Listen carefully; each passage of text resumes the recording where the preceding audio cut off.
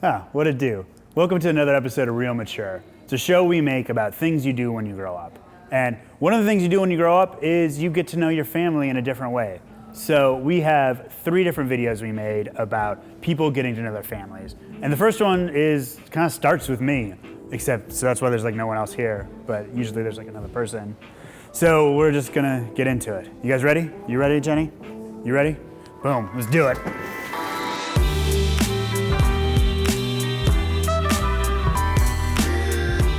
So the first video we want to show you actually started with another much worse idea for a video that our team had. Basically, my parents were coming into the office. I managed this team, and everyone was like, wouldn't it be funny if we make a video where we get to ask Henry's parents questions about Henry? I'd love to see your impressions of him. Hey, I'm Henry. Oh, no, my impression of Henry, I don't have my phone, is texting. On a scale of 1 to 10, how much do you want Henry to get married? Veto. Really? So one interesting thing happened, which is our friend Mark didn't really understand the idea of the thing. He didn't ask my parents an embarrassing question. He just asked a question he wanted to know about life. And my parents kind of had like a really interesting answer. Is it worth having kids? Of course it is. There's nothing in the world like it. Every parent, I hear every parent say that about having kids. Like, the tough parts. A downside is every parent worries some about their kids. You know, wants them to have a good life, wants them to be happy. When things don't go well for them, they don't go well for parents. So I mean that's a reflection of love, but it's also sometimes tough. We thought it'd be interesting if we just got people to call their parents and ask them a question they never thought to ask and see if we could all learn something about life and, you know, get to know our parents a little bit better. All right, but first we have a video that Colin made. Colin, tell us about that video. We got contacted by a woman who got thrown into a pretty interesting living dynamic where she got to know her siblings pretty well. Do you want to give us more? That's kind of vague. That was pretty vague. I liked it. I thought it was good. Okay, well, let's just go to the video then. No. It's fine. So this time last year, I was working full-time. I was living in my own apartment with my 2 best friends, and just kind of had a normal life. The priority was all just kind of about work and doing that early 20 thing of trying to move up, and I was doing that. I got a call from a friend who was over at my dad's house. He's been sick since I was 7 years old. It kept going up and down. He had prostate cancer. So I didn't necessarily think it was a big deal. I thought she was just getting nervous about the way he always was. But everything changed. I left my job. My mother just was incapable of parenting. Before he went into the hospital, my dad had asked me to take care of the twins if he passed away.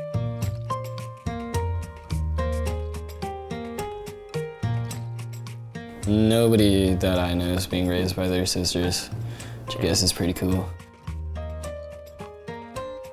I was definitely, for lack of better terms, probably a little bit more on the selfish side.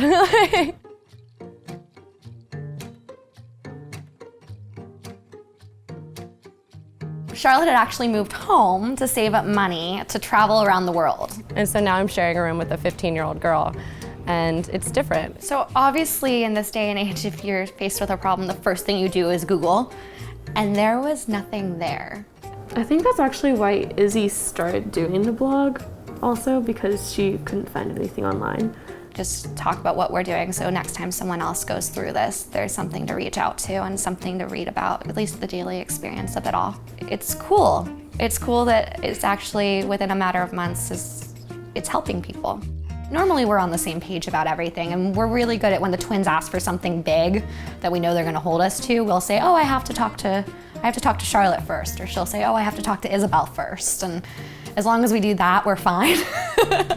I couldn't imagine just not being part of this, to be honest. Like, me and Isabel definitely had like our moments where we were like debating not living together in this situation, and the question was never, am I gonna leave the raising the kids part? It's just, how do we make it work where me and Isabel are in a situation where we're getting along? Charlotte and I have had our ups and downs through this, but I don't know what I'd do without her. Like, we co-parent. I legally have guardianship, but it's a lot of work for one person. I'm older by 3 minutes. He always says it's 2, but it's 2. It's 3. It's probably 3. It's 3. I think that at the beginning, it was really, learning how to make sure that all the bills were paid on time and like actually being like a head of household rather than just like a 23-year-old girl with an apartment that I pay like rent, electricity, and gas. It's like now there's budgeting for food and like budgeting for like making sure that they have clothes on their backs and random school projects that come up and just like making sure that all of your ducks are in a row before you need them to be in a row, which is, it's daunting. What about this one, Cher? That's the one where Isabel's upset that I was being born. This one? Like, do we have to keep her? You can do this one. My dad was the best dad. He didn't love anyone in the world more than he loved us. No matter where he was telling people about his kids and what they were up to, even when they didn't want to listen. At his funeral, everyone was telling stories. And one person was like, I just remember this one time that we had a party bus and Harvey was like passing wine out to the people on the street. He knew how to walk into the room and own it and how to talk to everybody and how to make everyone feel better about themselves. He was a cool dude. He was really fun. I miss him. There's the thought of what life should be versus what life is, but that's not a way to live life. I just try to do as good a job as he did for us with the twins, which is a pretty high bar. That was a cool video. Colin's been working on that for a long time. So next, I'm gonna go see if Hillary wants to call her parents and ask them another question about life. Hey guys. Hi. Hey.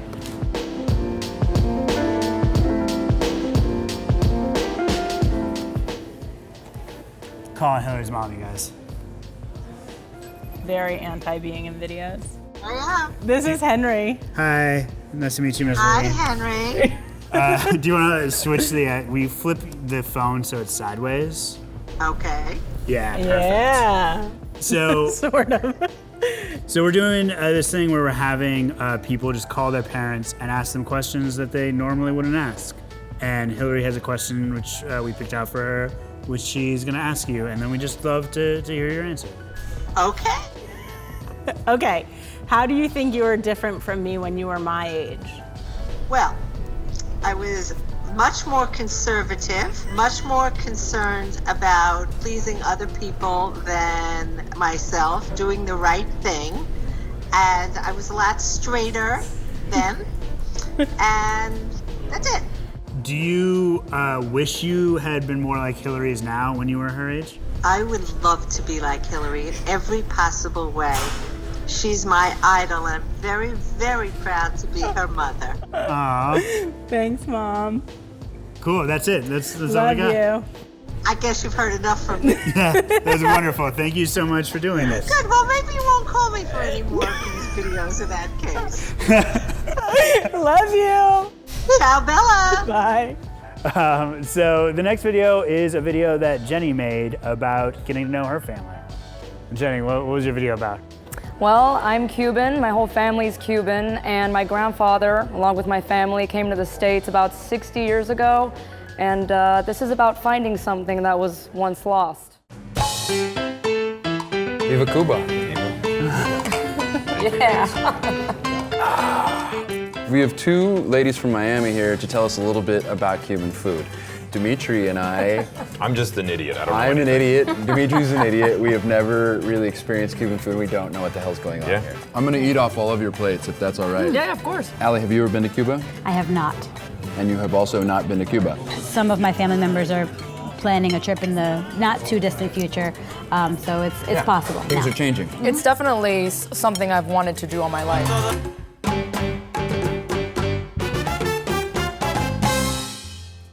So that sort of brings us to why we're here.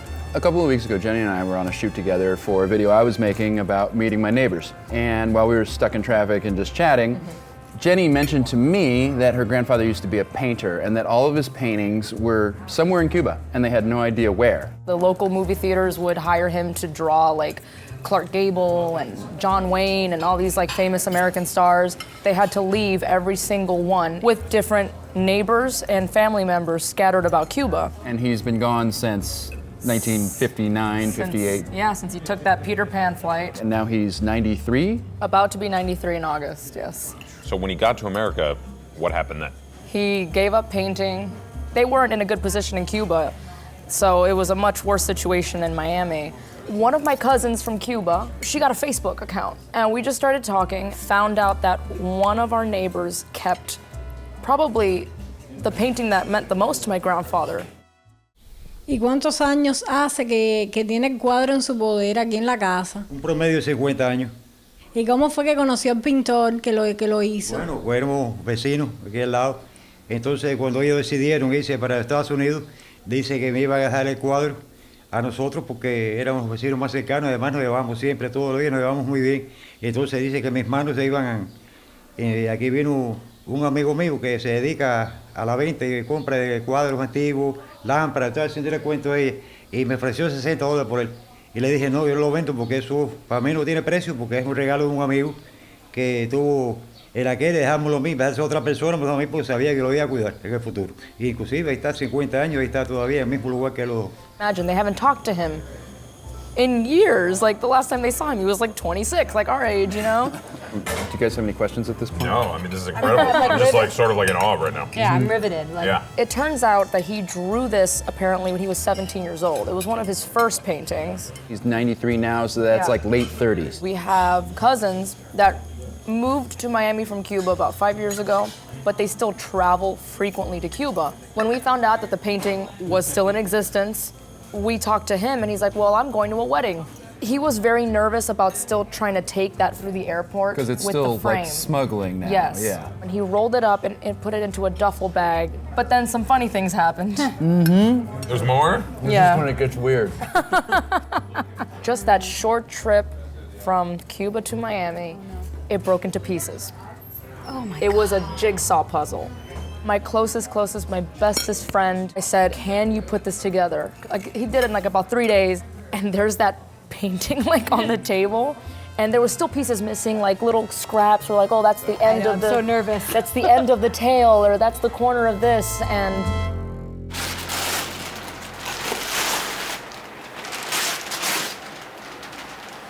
¿Qué es eso? La batalla de Waterloo. ¡Me lo mandaron! ¡Eh! Fue que pinté yo. ¿Quién vino aquí por eso?